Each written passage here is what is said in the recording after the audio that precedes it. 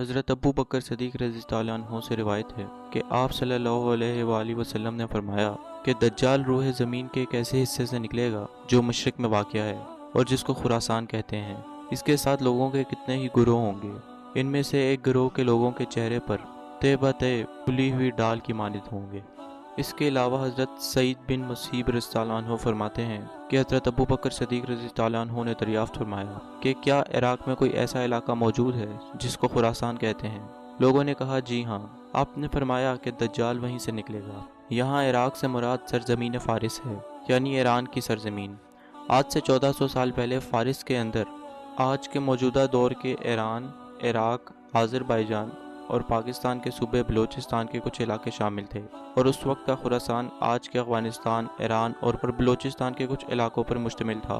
اور حضرت ابو بکر صدیق رضی اللہ عنہ نے دجال کے انہی علاقوں سے نکلنے کی پیشن گوئی کی تھی کہ آپ صلی اللہ علیہ وآلہ وسلم نے صاف طور پر یہ فرمایا تھا کہ دجال خراسان کے علاقے سے ہی نکلے گا۔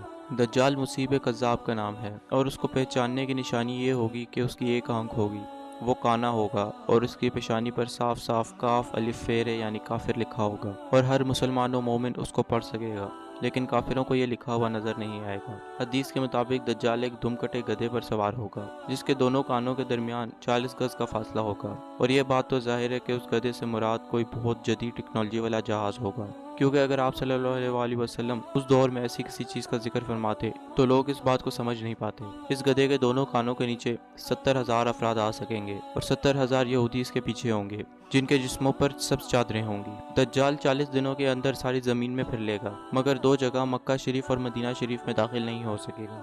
ان 40 دنوں کا پہلا دن 1 سال کے برابر ہوگا، دوسرا 1 مہینے کے برابر، اور تیسرا 1 ہفتے کے برابر ہوگا، اور باقی دن معمول کے دنوں کے برابر ہوں گے۔ دجال خدائی کا دعویٰ کرے گا، اور اس کے ساتھ ایک باغ اور ایک آگ ہوگی جس کا نام وہ جنت اور دوزخ رکھے گا۔ جو اس پر ایمان لے آئیں گے وہ اس کو اپنی جنت میں ڈال دے گا جو حقیقت میں آگ ہوگی، اور جو اس کا انکار کرے گا وہ اس کو اپنی جہنم میں داخل کر دے گا جو حقیقت میں ایک آسائش کی جگہ ہوگی۔ دجال لوگوں کو بہت سے عجائب اور عجیب و غریب چیزیں دکھائے گا، جیسے زمین سے سبزہ اگائے گا، آسمان سے بارش برسائے گا، یہاں تک کہ مردوں کو بھی زندہ کرے گا۔ آپ صلی اللہ علیہ وآلہ وسلم نے فرمایا جب دجال آئے گا تو اس کے پاس پانی کے ذخائر اور پھل ہوں گے۔ وہ آسمان کو حکم دے گا تو آسمان برس پڑے گا، اور زمین کو حکم دے گا تو وہ اپنی پیداوار اگا دے گی۔ اس کے پاس کھانا تیار کرنے کا مکمل کنٹرول ہوگا، جس کو پیکیجنگ فوڈ کی صورت میں ہم آج بھی دیکھ رہے ہیں، اور یہ کس طرح آج ہماری ضرورت بن گئی ہے وہ تو آپ بھی دیکھ رہے ہیں۔ اور یہ تمام کا تمام فوڈ فیکٹریوں سے تیار ہو کر آ رہا ہے، اور جن فیکٹریوں سے تیار ہو کر آ رہا ہے وہ زیادہ تر یہودیوں کی ہیں۔ دجال کے دور میں ایک مومن صالح اس کے عجائب کی طرف متوجہ ہوں گے، اور ان سے دجال کے سپاہی کہیں گے کیا تم ہمارے رب پر ایمان نہیں لاتے؟ وہ کہیں گے میرے رب کے دلائل کسی سے چھپے ہوئے نہیں ہیں۔ پھر دجال کے سپاہی اس صالح شخص کو پکڑ کر دجال کے پاس لے جائیں گے۔ یہ صالح شخص دجال کو دیکھ کر بولیں گے کہ اے لوگو، یہ وہی دجال ہے جس کا رسول کریم صلی اللہ علیہ وآلہ وسلم نے ذکر فرمایا ہے۔ دجال کے حکم سے ان کو بہت مارا پیٹا جائے گا۔ پھر دجال کہے گا تم میرے اوپر ایمان نہیں لاتے؟ وہ فرمائیں گے کہ تو مسیح کذاب ہے۔ دجال کے حکم سے ان کے جسم مبارک سر سے پاؤں تک چیر کر 2 حصے کر دیا جائے گا، اور ان دونوں حصوں کے درمیان دجال چلے گا۔ پھر کہے گا اٹھ، تو وہ تندرست ہو کر اٹھ کھڑے ہوں گے۔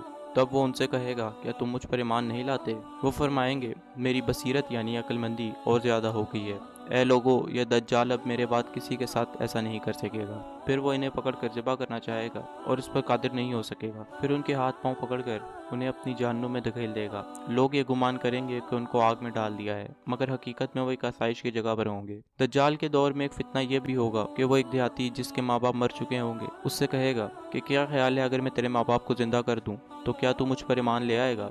تو وہ دیہاتی بولے گا کیوں نہیں۔ دجال 2 شیطانوں سے کہے گا کہ اس کے ماں باپ کی شکل میں آ جاؤ، سو ایسا ہی ہوگا، اور یہ دونوں شیطان جن اس سے کہیں گے کہ بیٹے یہ تیرا رب ہے، اس کی اطاعت کر۔ دجال اپنی تمام مدت پوری کرنے کے بعد حضرت عیسیٰ علیہ السلام کے ہاتھوں لط کے مقام پر قتل ہوگا۔ یہ لط شہر پہلے فلسطین میں شامل تھا، لیکن اب اسرائیل بننے کے بعد اسرائیل میں شامل ہے۔ اللہ تعالیٰ ہم سب کو اس عظیم فتنے سے بچنے کی توفیق عطا فرمائے، آمین۔ امید ہے دوستوں آپ کو آج کی ہماری یہ ویڈیو پسند آئی ہوگی۔ اگر ایسا ہے تو ویڈیو کو لائک اور چینل کو ضرور سے سبسکرائب کر دیں۔ تو میں ملتا ہوں آپ کو اگلی کسی ایسی ویڈیو میں، تب تک کے لیے خدا حافظ۔